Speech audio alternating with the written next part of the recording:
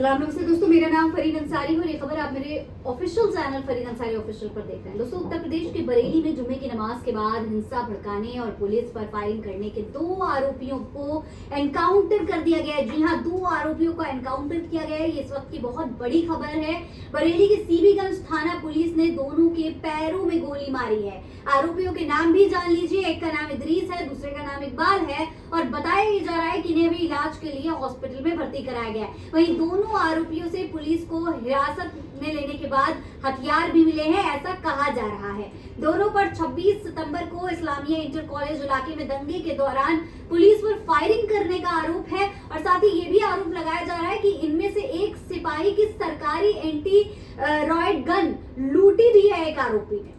दोस्तों, आज सुबह जब कांग्रेस नेता कुंवर दानिश अली और सांसद इमरान मसूद बरेली पीड़ितों से मिलने पहुंचे थे, तब उनको हाउस अरेस्ट कर लिया गया था और अब मुस्लिम लड़कों का एनकाउंटर किया गया है। खबरें आ रही हैं लगातार। दोस्तों, एनकाउंटर की कहानी वही पुरानी है। मुखबिर की सूचना पर पुलिस ने जब उन्हें रोकने की कोशिश की तो फायरिंग शुरू हो गई। जवाबी कार्रवाई में दोनों आरोपी इदरीस और इकबाल के पैरों में गोली लगी और उन्हें गिरफ्तार कर लिया गया। दोस्तों, उत्तर प्रदेश में कोई दंगा नहीं होता, कोई विवाद नहीं होता, ये तो आप अक्सर मुख्यमंत्री महोदय के मुंह से सुनते रहते होंगे। गोदी मीडिया भी ये साबित करने में कोई कसर नहीं छोड़ता, लेकिन असलियत आपके सामने है। अभी पिछले साल ही बहराइच में सांप्रदायिक दंगे हुए थे, सैकड़ों घर जल गए थे, कुछ जाने भी गई थी। फिर संभल में दंगे हुए, फिर बरेली में दंगे हुए, ऐसे कई जिलों में दंगे होते रहते हैं, लेकिन यूपी में कोई सांप्रदायिक दंगा नहीं हुआ। ये बेशर्मी के साथ हर बार बोला जाता है। दोस्तों, यहाँ दंगे भी होते हैं और एनकाउंटर भी होते हैं। हालांकि इस बार एनकाउंटर को लेकर मुस्लिम संप्रदाय में काफी गुस्सा है, आक्रोश है। लगातार इसका विरोध किया जा रहा है। एआईएमआईएम लगातार इस एनकाउंटर के खिलाफ आवाज उठा रहा है। एनकाउंटर पर अब कई सवाल भी उठ रहे हैं। वसीम अकरम त्यागी ट्वीट करते हुए लिखते हैं कि सवाल फिर वही है। फतेहपुर के उपद्रवियों का एनकाउंटर करने वाली पुलिस के पास असलहा नहीं था, ऊपर का आदेश नहीं था। बहराइच के मैसी में मुसलमानों की दुकानों मकानों में आगजनी लूटपाट करने वाले दबंगों के पास एनकाउंटर करने के लिए पुलिस के पास असलहा नहीं था, ऊपर का आदेश नहीं था। आगरा में एक दलित सांसद के घर पर हमला करने वाले उपद्रवियों का एनकाउंटर करने के लिए पुलिस के पास असलहा नहीं था, ऊपर का आदेश नहीं था। कांवड़ियों का जिक्र करना उचित नहीं है, लेकिन सवाल तो करना ही पड़ेगा कि क्या कांवड़ियों ने कम उपद्रव मचाया? मुजफ्फरनगर, मेरठ, गाजियाबाद, बदायूं, लखीमपुर, इन शहरों में कांवड़ियों ने उपद्रव किया, क्या कार्रवाई हुई?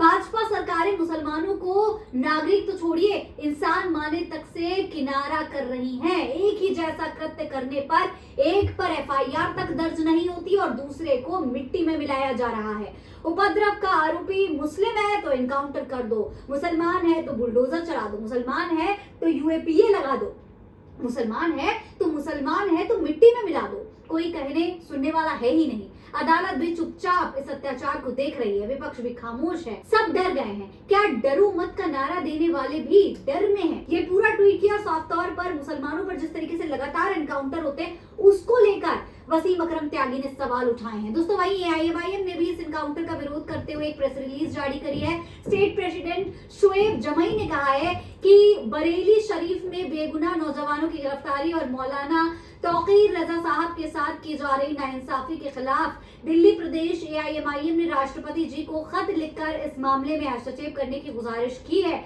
इस जुल्म के खिलाफ हम सबको मिलकर साथ आना होगा और हर मुमकिन कोशिश करनी पड़ेगी। लिहाजा इस मुद्दे पर लंबी लड़ाई लड़ने के लिए तैयार हो जाइए। तो इस तरीके से एआईएमआईएम इसे अब मुसलमानों की लड़ाई बता रहा है और सरकार से मांग कर रहा है। खासतौर पर राष्ट्रपति को पत्र लिख दिया गया है। इस मामले पर राष्ट्रपति महोदया क्या एक्शन लेंगी, ये देखना बेहद जरूरी होगा। फिलहाल इस खबर में इतना ही। जय हिंद, जय भारत।